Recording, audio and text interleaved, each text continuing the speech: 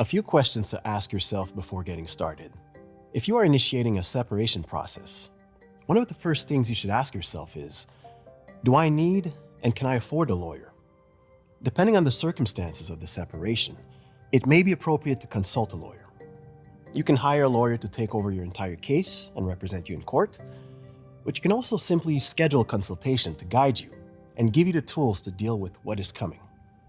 If you can't afford a lawyer, there are some options available to you. First of all, you should check with legal aid to see whether you qualify for its free or low-cost services.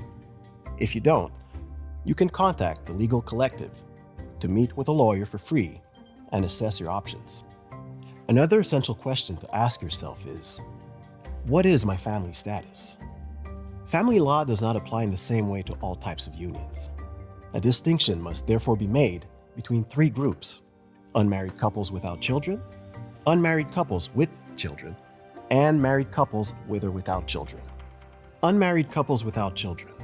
At the time that these video clips were recorded, this type of union was not governed by family law, and there was no special procedure for officially ending a relationship.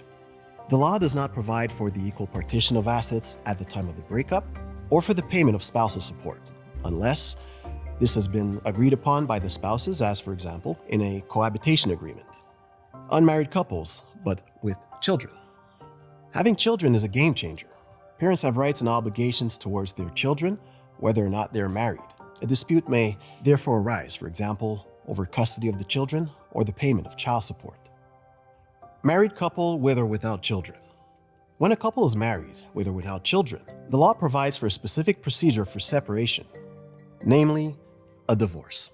There are three valid grounds for divorce.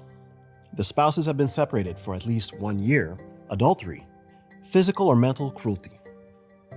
Some spouses will sometimes opt for legal separation rather than divorce. Legal separation often occurs in cases where separated spouses are not yet in a position to prove one of the grounds for divorce listed above, but wish to settle certain legal issues relating to their separation. This may also be appropriate for spouses for whom divorce goes against their religious convictions, or for spouses who are not ready to sever the ties of their marriage for good. No one wants to end up in court. So you have to ask yourself whether an agreement can be reached without going to court. At any time during separation proceedings, former spouses can negotiate and reach an agreement, which must be put in writing and submitted to the court for approval. Mediation provides the couple with the help of a professional to try to resolve legal issues related to the separation. When the dispute to be resolved concerns the couple's children, the parties are generally required to attend an information session to learn more about mediation process.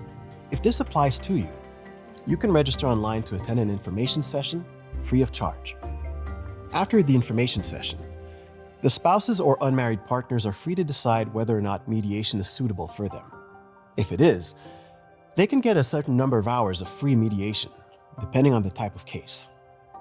If you reach an agreement, the mediator will prepare a mediation agreement. Once the agreement has been signed by both parties, it must be ratified by the court to take full effect. In the next video clip, we'll be taking a look at the legal process between former spouses if they were unable to reach an out-of-court settlement.